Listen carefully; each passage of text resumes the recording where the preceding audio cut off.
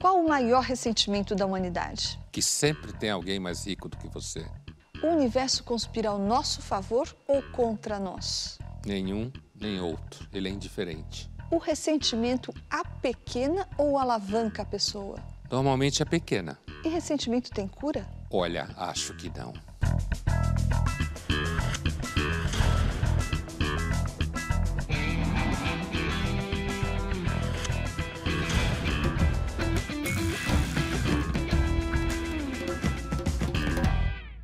Estamos iniciando mais uma edição do Linhas Cruzadas.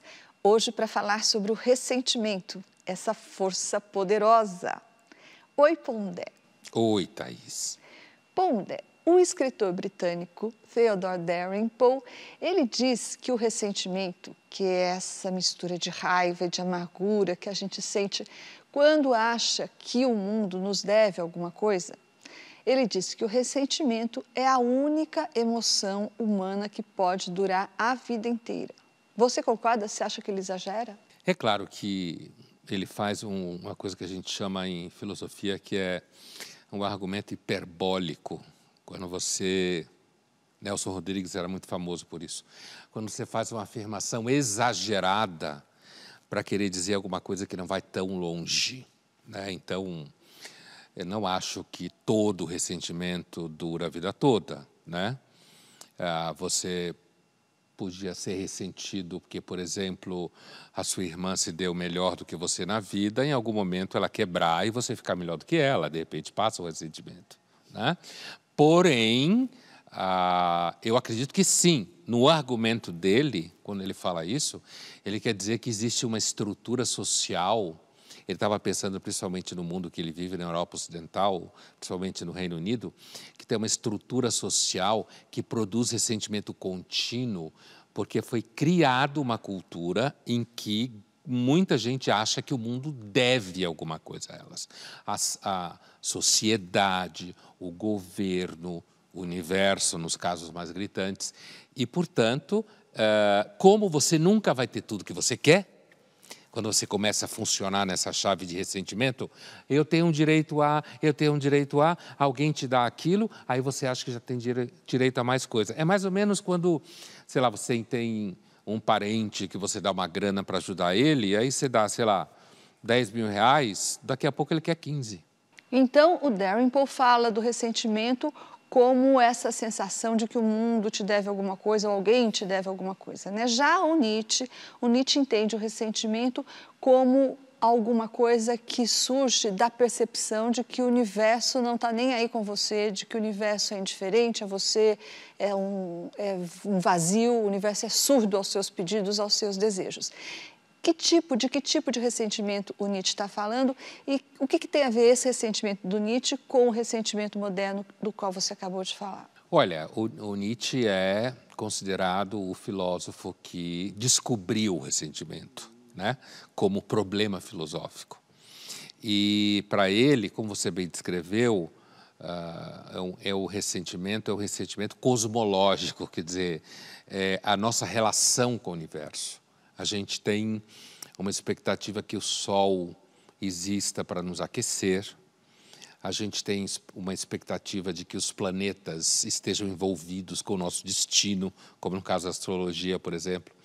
A gente tem a expectativa de que as coisas são do jeito que são, porque nós temos um papel dentro delas, envolvendo inclusive toda a história do planeta e tal. E o que o Nietzsche diz é que quando a gente percebe que nós somos completamente insignificantes dentro desse cenário todo, que o universo que o universo é indiferente com relação a nós, ou seja, ele não atende, ele não tem uma relação retributiva conosco. Não adianta você falar com ele tipo, você quer... Sabe essas frases idiotas que tem gente que fala por aí, quer dizer, vai pedir para o universo alguma coisa? Vai na praia, fala com uma pedra. Isso é o universo, um monte de pedra e areia, vagando pelo vazio. Então, o ressentimento que o Nietzsche fala é esse sentimento de que nós teríamos direito a que o universo nos amasse, nos reconhecesse. a que o universo, nós teríamos direito a que o universo conspirasse a nosso favor, como se fala por aí. E ele não faz isso, ele é indiferente a nós. Então a gente fica nessa condição de ressentimento. Mas então, por essa interpretação de Nietzsche, então somos todos ressentidos, dado que estamos todos nesse universo que não nos ouve. Não, a ideia do Nietzsche é que nem todo mundo cai nessa situação. Né? E aí ele faz o percurso dele filosófico, por exemplo, quando ele está falando da Grécia antiga, que era de fato o seu objeto de especialização, né? Então ele vai mostrar diferenças entre a tragédia grega e a filosofia platônica, por exemplo, dizendo que a filosofia platônica é ressentida, enquanto que a tragédia grega não é, porque os trágicos apresentam um universo que é diferente a nós, ou nos destrói, na figura dos deuses, por exemplo, enquanto que a metafísica platônica, aquela história do mundo perfeito, vai dizer que não, existe o mundo eterno, que nós esperamos fazer parte dele, existe o mundo belo, que nós esperamos fazer parte dele, e eterno também, existe um mundo bom e eterno, que nós esperamos fazer parte dele, e aí está o ressentimento. O Nietzsche fala que o Platão criou um mundo para ressentidos extremamente sofisticado, negando a vida real, e ele vai fazer aquela afirmação famosa do Anticristo, que o cristianismo é uma versão do Platão para pobres. Vamos ver agora um trecho do clássico do Martin Scorsese, Taxi Driver. Nesta cena que a gente vai ver agora, o personagem principal destila todo o seu ressentimento contra o que ele considera ser o grande problema dos Estados Unidos. I'm one of your biggest supporters, you know. I tell everybody that comes in this taxi that they have to vote for you. Why, thank you. Travis? I'm sure you're going to win, sir. Everybody I know is going to vote for you. You know, in fact, I was going to put one of your stickers in my taxi, but, you know, the company said it was against their policy. But they don't know anything, you know. They're a bunch of jerks. Let me tell you something. I have learned more about America from riding in taxi cabs than in all the limos in the country. Oh, yeah? That's true. Can I ask you something, Travis? Sure. What is the one thing about this country that bugs you the most? Well, I don't know. You know, I don't follow political issues that closely, sir. I don't know. Oh, well, there must be something. Well,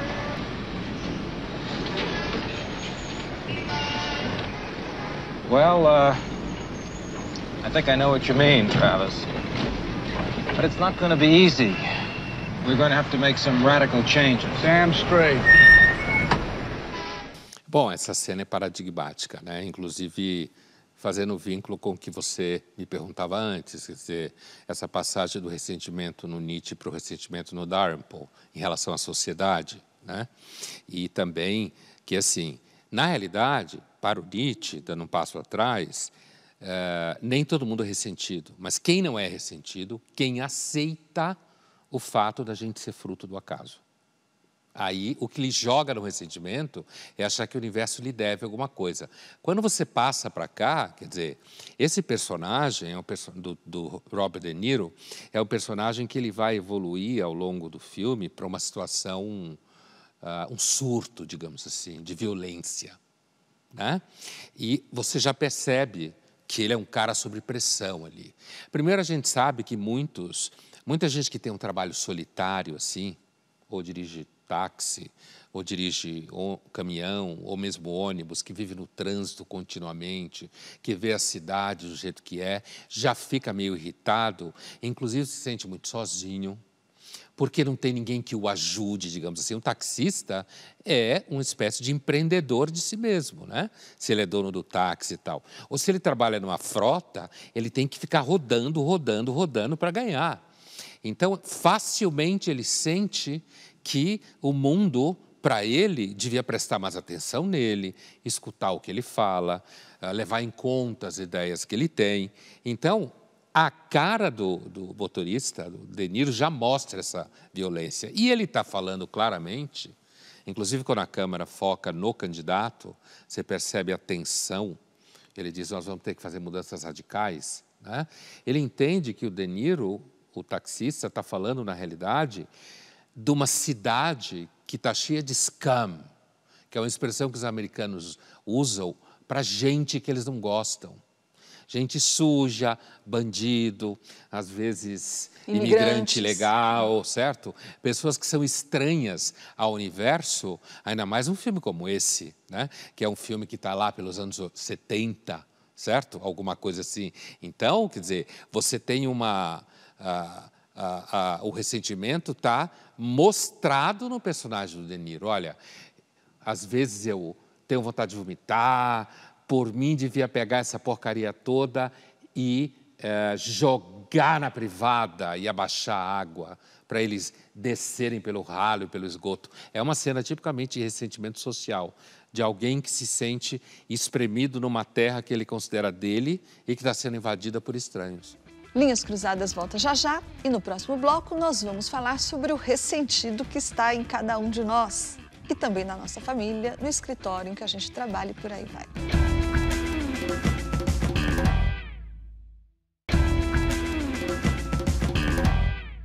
Estamos de volta com Linhas Cruzadas, hoje falando sobre ressentimento.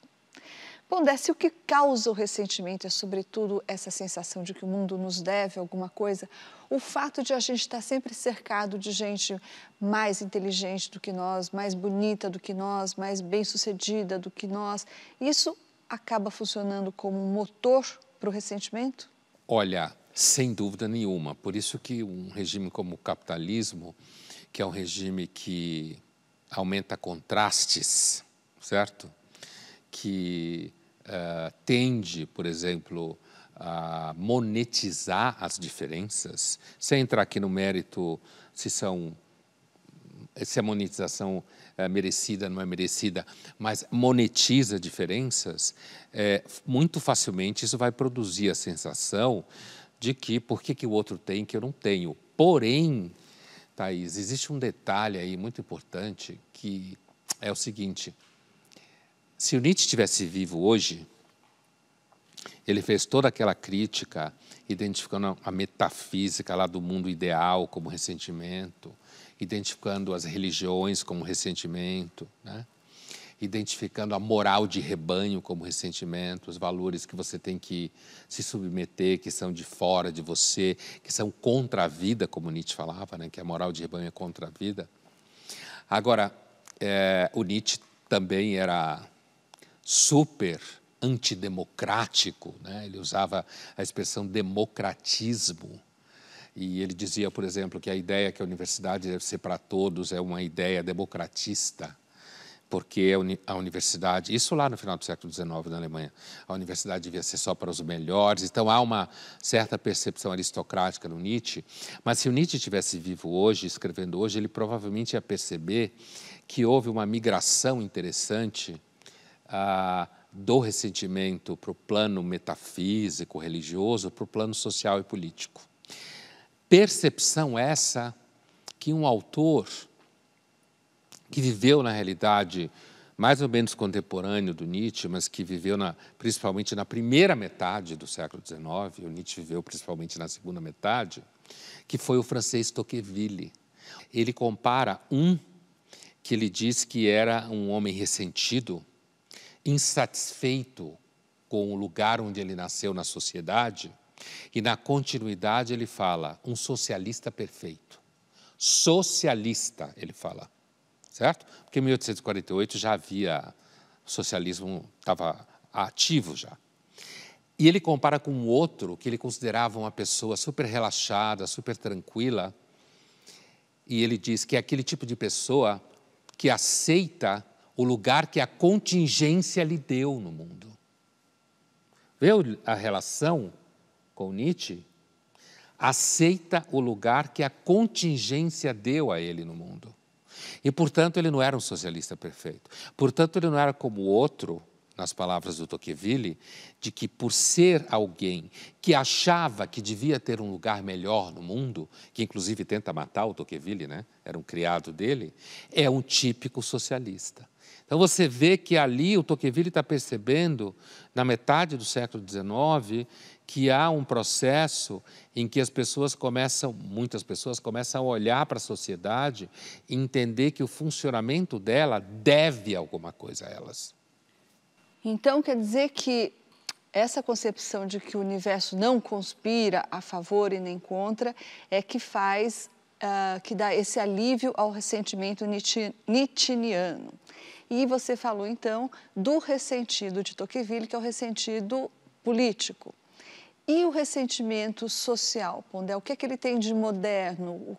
Como ele se transformou de Nietzsche para cá? Então, do Nietzsche para cá, acho que ele se tornou muito mais agudo, inclusive porque hoje você tem mais visibilidade das diferenças, você tem mais visibilidade das oportunidades perdidas ou negadas, né? Você tem mais movimento na sociedade, você tem uma ideia de que hoje você tem todo o direito de querer ter direitos, certo? Então, a sociedade deve lhe dar oportunidades, o Estado deve cuidar de você. E ainda tem uma coisa que é o seguinte, com essa visibilidade gigantesca, esse processo de, é uma palavra que não existe, transparisização, que não existe, de tornar tudo transparente, faz com que as pessoas consigam continuamente ficar se comparando com os outros. E na medida em que, como dizem os teólogos, a política e a expectativa social tomou o lugar da graça, no mundo teológico, cristão, clássico, a graça é aquela que redime o mundo.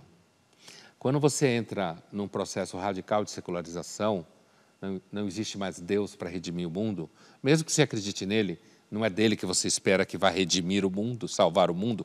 Que vai salvar o mundo é o modo como a gente se relaciona, é a sociedade e a política. Daí a expectativa que o modo como as pessoas se relacionam dê a todos o que todo mundo tem direito. Como se todo mundo tivesse direito a tudo. Isso é uma invenção histórico-social que eu não estou negando que aconteceu, e que, inclusive, pode ter bons efeitos políticos, né? Mas que atravessa a sociedade hoje a ponto de um monte de gente achar que tem direito a absolutamente tudo. Os americanos inventaram que a gente tem direito à felicidade? Só voltando um pouco, você disse que a comparação hoje, dada as possibilidades modernas, ela é mais fácil, as pessoas se comparam umas às outras com mais facilidade. Nesse sentido, o ressentimento não pode servir como uma alavanca, você se comparando com o outro, você padece de um certo ressentimento, mas isso faz com que você cresça, com que você se esforce, com que você se sobressaia. Enfim, no final, o sentimento não pode ser uma alavanca para o sucesso ou para a felicidade. Então, para o Nietzsche, não, porque o Nietzsche descreveu o ressentido como aquele tipo de homem que se esconde no seu quarto e passa a vida inteira odiando dentro do quarto. Certo? Então, não serve como alavanca porque ele está imobilizado. No entendimento do Nietzsche, o eros está adoecido, o tesão pela vida. Porque para o Nietzsche, o ressentimento fere o tesão pela vida. Então, não tem o que alavancar, você está broxa. Vamos ver agora o depoimento do escritor e diretor Sérgio Ziegler. Ele vai dizer o que ele acha do ressentimento nas relações de trabalho. O ressentimento é uma triste marca do nosso tempo, no mercado de trabalho. O mercado de trabalho já foi mais divertido e, por isso, menos ressentido. O antídoto para o ressentimento é o riso, é a capacidade que nós temos de rir de si mesmo. O mercado de trabalho é naturalmente competitivo, onde tem que se mostrar eficiência, onde tem que se mostrar criatividade, é um ambiente onde o melhor tem que vencer. E isso não pode se misturar com o ambiente pessoal. Isso, numa era de ressentimento, se mistura muito facilmente. Sucesso é uma ofensa pessoal. Isso tudo é muito perigoso, mas ao mesmo tempo a capacidade de rir de si mesmo, de voltar a entender que o trabalho não é a vida, o trabalho é uma parte da vida, uma parte pequena da vida, importante da vida, mas é uma parte da vida. O trabalho, assim como a vida, é um teatro menor, onde as regras são outras, os conflitos são necessários,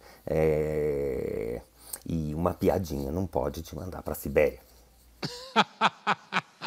Uma piadinha não pode te mandar para a Sibéria.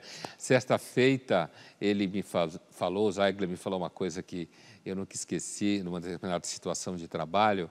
Ele falou, uma menina falou uma determinada coisa e ela claramente estava sendo sincera, né?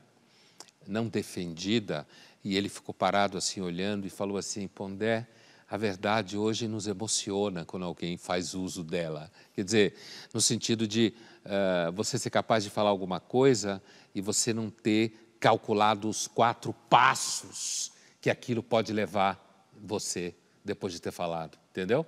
Tipo, para a Sibéria. Não era uma piada, era um comentário não de piada. Aliás, mas eu entendi que quando ele falou da Sibéria, ele estava falando sobre cancelamentos, é isso? Uma piadinha?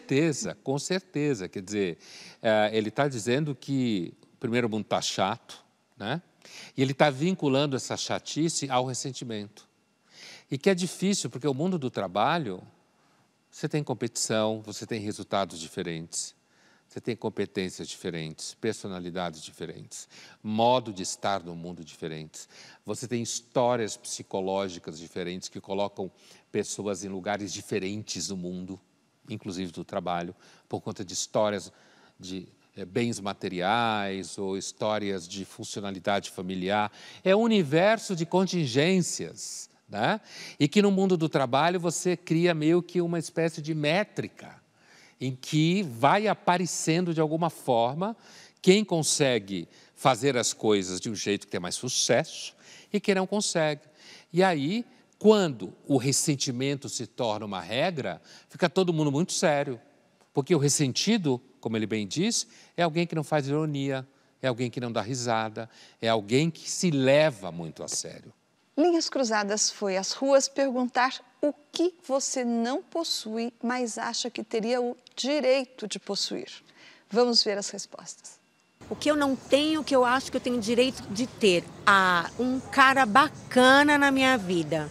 Porque eu vou ser bem sincera, no nosso país está muito difícil de nós acharmos um cara bacana. Eu acho que a gente tem direito de viver em um país menos desigual, onde as pessoas tenham oportunidades iguais e que essa desigualdade não gere tanta violência, tantas coisas ruins que a gente convive no dia a dia. Um salário melhor. Tempo e espaço para crescer como pessoa e como estudante, no geral, aprender comigo mesmo. Eu acho que hoje está faltando compaixão entre as pessoas, né? Eu tenho muita compaixão, mas eu gostaria de ter mais compaixão ainda. Pós-pandemia, nós vivemos um período muito conturbado, onde as pessoas daqui a pouco perderam um pouco o senso, né, do que realmente é o carinho, é o amor. Acho que eu deveria ter direito de ter o apoio dos meus pais, principalmente do meu pai, e eu não tenho. O que eu não tenho, que eu deveria ter, é mais direito à educação, mais direito à saúde, à cultura. Transporte gratuito. Eu acho que eu deveria ter uma moradia sem ter que pagar nada por isso. Eu acho que também a gente devia ter o direito básico de alimentação, você tem que pagar por isso também. E água, que eu acho que é o mínimo, o resto dá para correr atrás. Eu acho que educação e saúde está valendo num certo nível, né? Sem dúvida nenhuma, é um bom direito para você ter uma sociedade minimamente razoável. Agora, tenho minhas dúvidas sobre uma casa de graça, né? Porque, na verdade, não existe almoço de graça, né? Agora, fora essas coisas que são mais, digamos assim, mais óbvias, que apareceu aí, sobre direito a não ter desigualdade, é que, na realidade, essas coisas não são direito, né? Esse direito é uma criação humana, é que nem o croissant, é uma invenção humana, né? E que, em algumas situações, você diz, olha, tá certo, então direito à saúde e à educação, seria bem bom que todo mundo tivesse mesmo. Agora, eu achei 2 comentários muito bons. O da menina, que falou que achava que ela tinha direito a ter mais apoio do pai, principalmente que não tem. Achei muito honesto esse comentário. E, assim, apesar de que alguém pode dizer para você, uma pessoa cruel pode dizer para você, olha, uma criança vem ao mundo porque 2 adultos transam e o cara goza e dane-se, né? É bastante razoável imaginar que uma criança tenha o direito de ter um pai que se preocupe com ela. E a primeira fala, achei ela de uma honestidade do tipo que o Zeigler fala, emocionante. Ela tem direito a ter um cara legal para ela, porque está muito difícil um cara legal, né? É claro que isso também não é um direito, mas a confissão dela é emocionante. Achei muito legal. Linhas Cruzadas volta já já e no próximo bloco nós vamos discutir se o ressentimento move o mundo, o capitalismo move o ressentimento?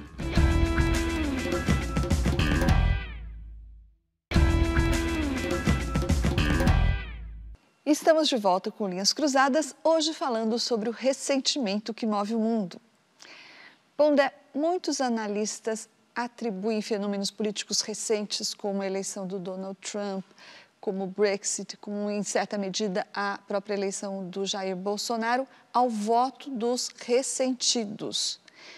Você concorda com isso? Em que medida o ressentimento teve influência nesses episódios? O ressentimento, ele sempre se articula politicamente, como a gente vinha falando antes, né?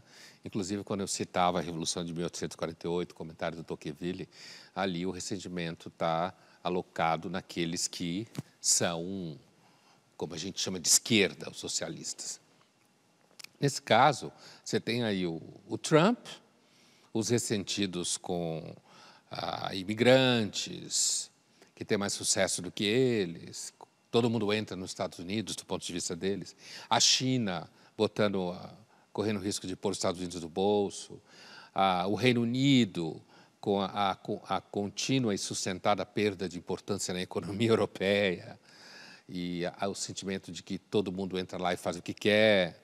Aqui no Brasil, sem dúvida nenhuma, você tem toda uma população, ao longo dos anos do PT, inclusive de gente muito religiosa, que acha que os gays vão entrar na casa deles, por exemplo, pessoas que são, inclusive, grupos que entendem que não são representados por ninguém, porque a mídia toda está vendida não sei para quem, para os ricos, para os comunistas. É engraçado porque eles põem ricos e comunistas um junto do outro, né?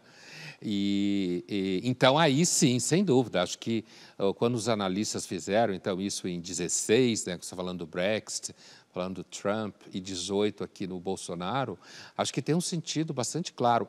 O ressentimento é sempre um motor político, desde quando a política se pôs em movimento a partir do final do 18 e ao longo do 19, e se transformou num grande receptáculo de expectativas.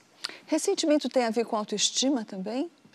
O ressentido é seguramente alguém que tem baixa autoestima, mas que põe a culpa, por exemplo, no patriarcado. Mas e se o ressentido, de fato, acha que tem mais talento, e tem razões para isso, eventualmente, mais talento que o outro, mas o outro recebeu mais do que ele, por exemplo, em termos, talvez, de reconhecimento? Um ator, por exemplo, um ator que é talentoso. É um ambiente onde tem muito isso, aliás. Então, digamos que um ator que tenha grande talento, mas não alcance o sucesso ou o reconhecimento. E um ator, aí ele olha para outro ator medíocre, que por motivos aleatórios recebe o reconhecimento que ele não tem. Aí não se trata de um problema de falta de autoestima, nem de falta de talento e nem de outra coisa. Mas ele perderá a autoestima dele, provavelmente. Porque, como quando se usa a expressão por analogia, economia da autoestima, certo? A autoestima, apesar de ser vinculado a um repertório psicológico ou subjetivo, não existe nada do ser humano, mesmo o repertório psicológico subjetivo ou interior, que não esteja vinculado ao mundo exterior. Então, a autoestima não é alguma coisa que você tem simplesmente dentro de si, independente do mundo exterior.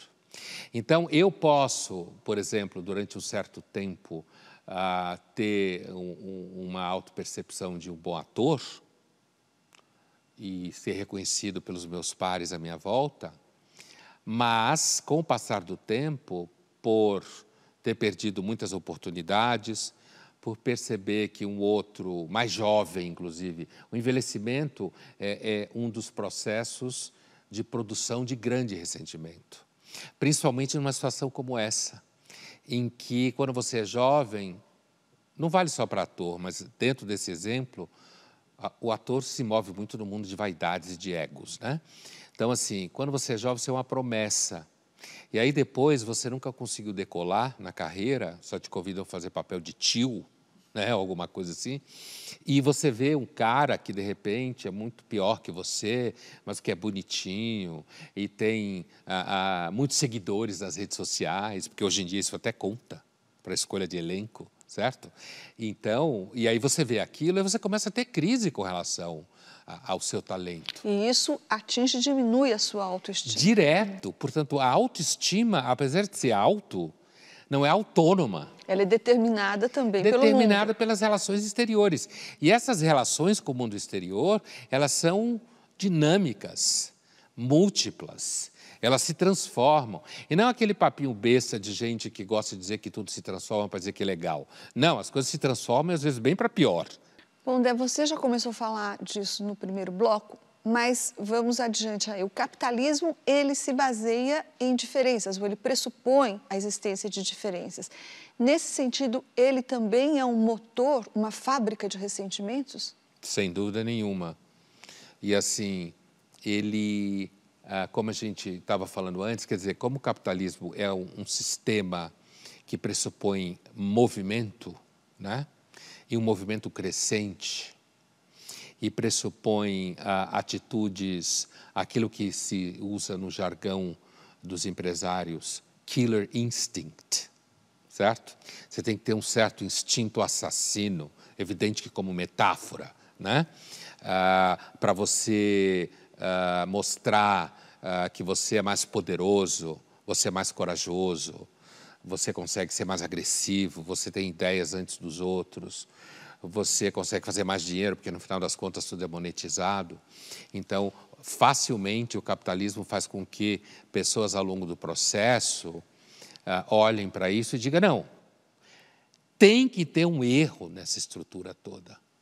Então, esse território todo, onde você tem essas diferenças, e o capitalismo, ele investe nessas diferenças. Ele depende desse nível de selvageria, digamos assim. E aí, nesse processo, é evidente que uma pessoa... Porque o ressentimento ele tem uma dinâmica que é a seguinte, é mais fácil, psicologicamente falando, né? É mais fácil eu entender que o que está dando errado é porque algo que me é negado, e eu tenho um direito, está sendo negado, do que eu entender que aquilo que eu não consigo, eu não tenho porque eu não tenho capacidade para tê-lo, ou porque alguém tem mais. Então, o ressentimento, ele entra na economia da autoestima, terceirizando o fato de não dar certo para mim. E, nesse sentido, ele é aconchegante. Mas é um berço de pregos, né? Porque você nunca repousa. Vamos ver agora o que a psicanalista Maria Cristina Guarnieri tem a nos dizer sobre a relação entre o ressentimento e o capitalismo.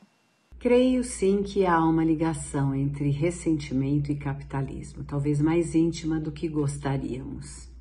O ser humano é um ser de falta, um ser desamparado, desejante, angustiado, que busca.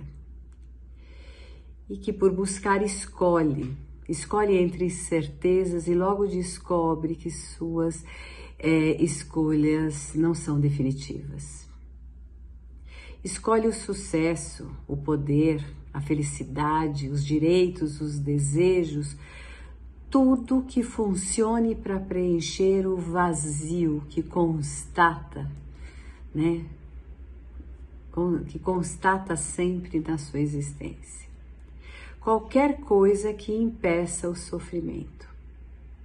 O desejo alimenta o potencial consumidor.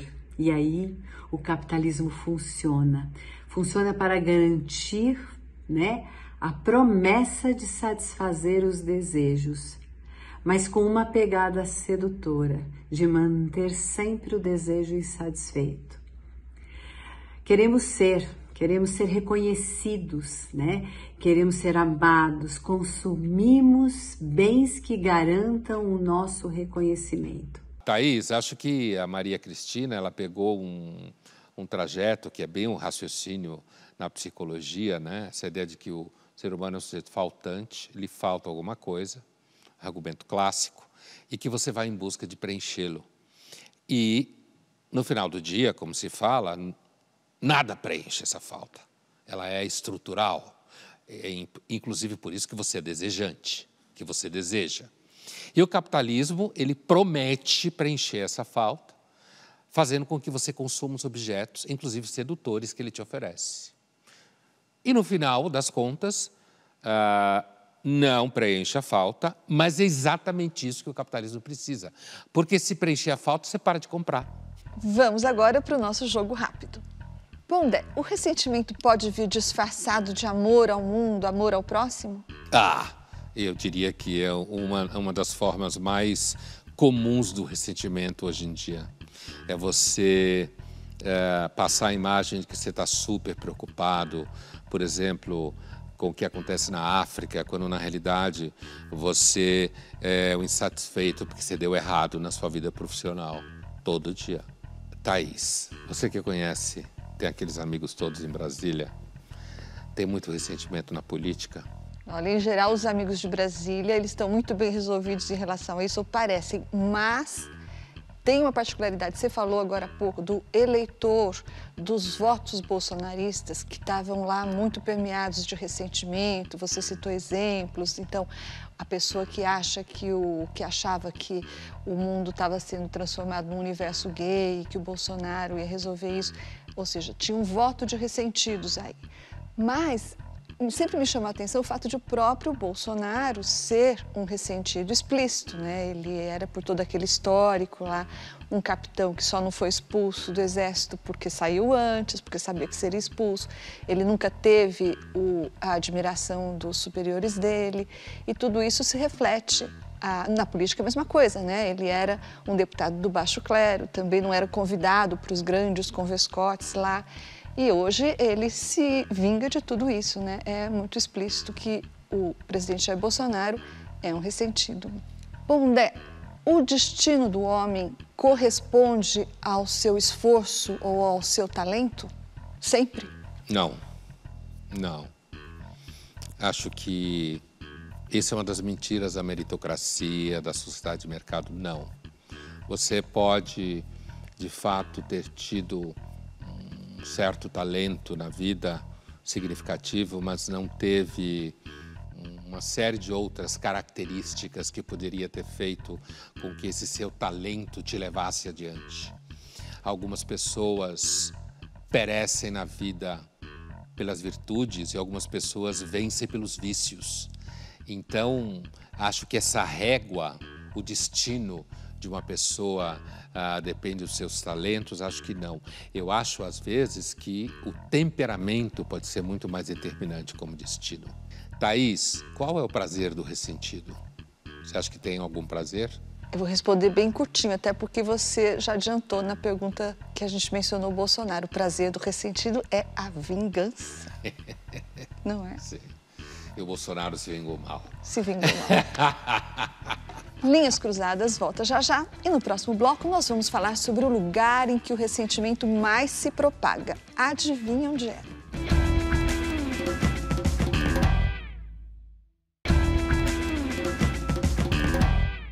Estamos de volta com Linhas Cruzadas, hoje falando sobre o poder que o ressentimento tem de mover o mundo. A cantora e apresentadora Carol Conká foi cancelada em 2020 e aqui ela conta pra gente. Será que quem cancela é um ressentido? Eu precisei ficar meses afastada das redes sociais no ano de 2021. Eu precisei me reorganizar, entender como me posicionar, o que absorver das redes sociais, porque apesar da onda de ódio que eu recebia, eu buscava focar nas mensagens coerentes, aquelas que traziam reflexões, críticas acolhedoras também. E como eu sempre trabalhei de forma orgânica e com verdade, eu passei a dividir com o público o meu processo de busca pelo autoconhecimento, que foi o que me trouxe mais leveza para lidar com toda a exposição e com a opinião das pessoas. Como eu já estive dos dois lados, eu entendi que quando cancelamos pessoas, estamos tentando transferir uma carga de angústia das nossas dores mal resolvidas, né? E que muitas vezes a gente carrega em silêncio. Então parece que é mais confortável apontar o erro do outro, porque assim a gente minimiza a pressão de enfrentar as nossas próprias falhas. E aí a gente segue exigindo dos outros qualidades que a gente ainda não possui. Eu acredito que o ressentimento, ele está presente na vida da maioria das pessoas. Mas nem todas praticam cancelamento como forma de fuga das próprias sombras. Mas sim, canceladores são pessoas ressentidas que muitas vezes usam a internet para se manifestarem de forma intolerante. O ressentimento é uma espécie de afeto espalhado pela sociedade, né? Porque, e aí a força do argumento do Nietzsche, como ele é estrutural, é uma forma de você descrever o fato de que nós todos nos sentimos mal amados. É uma forma de falar daquilo que o Freud falava quando dizia que, no Futuro de uma Ilusão, sobre religião, que a gente é desamparado, certo? Então, o ressentimento está falando disso. Ele é uma decisão que a gente toma, ou uma sensação que brota em nós de que a gente não devia ser desamparado. De que o universo, ou Deus, ou seja lá o que for, deveria tomar conta da gente, né? Então, nesse sentido, eu tenho a impressão que nas redes sociais, onde tudo é meio transparente, onde você tem uma métrica humilhante, certo? Matemática muito clara, sobe, desce, desce, sobe. Isso faz com que você perceba de forma científica, entre aspas, de que você é um miserável, de que ninguém se interessa por você, de que sua vida não atrai coisa nenhuma, que você não é capaz de postar marcadores de engajamento, como bolsas de marca, ou seja lá o que for. Então, acho que ela acaba multiplicando e fazendo ressoar esse sentimento de que... Porque as redes sociais, elas criaram uma situação que é assim, um monte de gente pensa, não, agora eu vou ser famoso, agora eu vou ser visível, agora minha opinião tem importância. E, claro, um monte de gente acha que a opinião tem importância e fica postando aquelas coisas, né? E, à medida em que você não consegue ter ressonância, aí você fica ressentido, porque você vê que outros têm. Então, acho que, assim, deixou o ser humano meio nu na sua condição de desamparo, né? É um Deus mau as redes sociais. Vamos agora para a nossa caixa de perguntas. Pondé, o Jonas Ventura te pergunta: é possível um ateu ser ressentido ou apenas um religioso é ressentido? Eu, na verdade, tenho a impressão que a maior parte dos ateus que eu conheço ou que escreve é ressentido.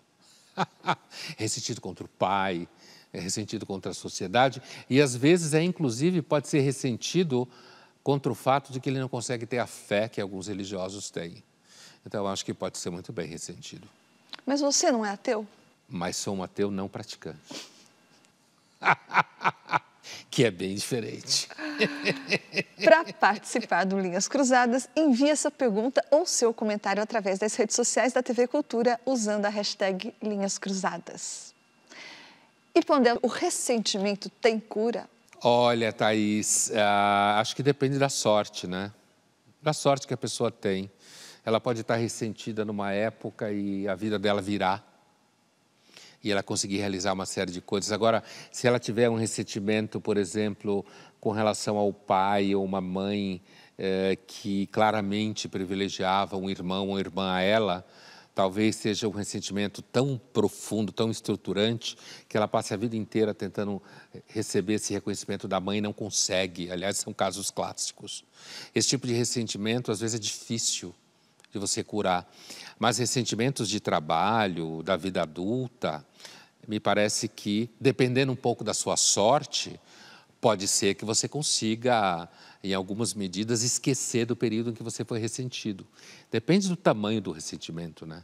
Mas aí você está falando, mudando as causas, o ressentimento pode ser eliminado. Sim. Mas eu queria saber se é possível eliminar, se curar do ressentimento sem que as causas mudem. Talvez depois da 5ª encarnação ou 250 anos de análise. Ou algum remédio que vai ser inventado. Vamos ver agora um trecho do filme A Esposa. Nesse filme, o personagem principal ganha o Prêmio Nobel de Literatura e, durante a viagem da entrega do prêmio, o ressentimento da sua mulher explode, porque ela sabe que o marido não merece o prêmio. Gustav, would you turn up the heat, please? Right away, sir. And would you give us some privacy? Thank you. So we'll go to the hotel. You'll change, we'll go back, make a quick appearance, and then we'll be done with this whole fucking thing. I'm leaving you. What are you talking about? Can't do this anymore. Oh, don't be crazy. You're not leaving me. Don't act surprised or heartbroken or shocked, none of which you could possibly be. Look, I know you didn't want me to acknowledge you in my speech, but do you think everything I said up there was for show? I meant every word of it. Give me some credit. What for? For loving you. Oh, God, Jove. What? What? Here. Here. I don't want it. It belongs to you. I don't want it. It's yours. Take- It's all yours. It's have your fucking name on it. I can take it. I don't want it. I don't want it. I don't want the fucking thing. What are you doing? What did you just do? You have it? I found it. Oh, thank God. Thank you. Esse filme é maravilhoso, né? Porque quando a história vai para trás, você descobre que ela, na realidade, escrevia as coisas. Ele ficava tomando conta dos filhos, né? E como ele assinava, e como é um ambiente, inclusive, que é um ambiente bastante cheio de homens no mercado editorial, e ela fala de um autor, que na realidade era ele, e no fundo era ela que escrevia. E a impressão que eu tenho, é claro que é muito evidente o ressentimento que ela tem aí, né? Porque ele ganhou o prêmio Nobel. E não é só porque ele ganhou o prêmio Nobel, é porque ele comia todas as meninas em volta, certo? Ou seja, ele fazia uso do sucesso, que é uma coisa vinha muito dela. comum. Sucesso que era fruto do que ela tinha como capacidade e talento, e era super infiel a ela, certo? E, no fundo, ele vivia muito bem com isso. Então, o ressentimento dela é um caso daquele ressentimento que a gente falava antes, que é um ressentimento justificado, né? Mas esse personagem dele, no fundo, ele tinha uma baita raiva dela, né? Um puta ódio dela, porque, no fundo, ele achava que ele tinha direito de ter esse talento. Ele tinha esse direito. E ele não tinha. Quem tinha era ela. E, no final das contas, ele passa a vida inteira navegando nesse falso talento, fazendo que todo mundo adorasse ele e, inclusive, assinando uma literatura maravilhosa que vale a ele um prêmio Nobel. E ele fica nesse joguinho, ela está irritada com o discurso que ele oferece para ela. O que ele devia ter feito no passado era reconhecido que o livro era dela, quando ele começou a carreira, né? Mas ele não, ele tomava conta das crianças para ela escrever e ele continuava assinando os livros, ou seja, ele era um grande canalha.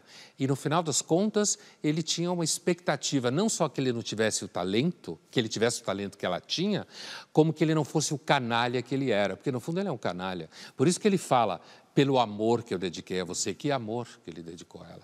Ela ficava produzindo livros para ele e ele ia consumindo o sucesso e fazendo tudo o que quer e ganhar um prêmio Nobel. O mínimo que ele podia ter feito naquele momento, ele teria salvo o casamento dele.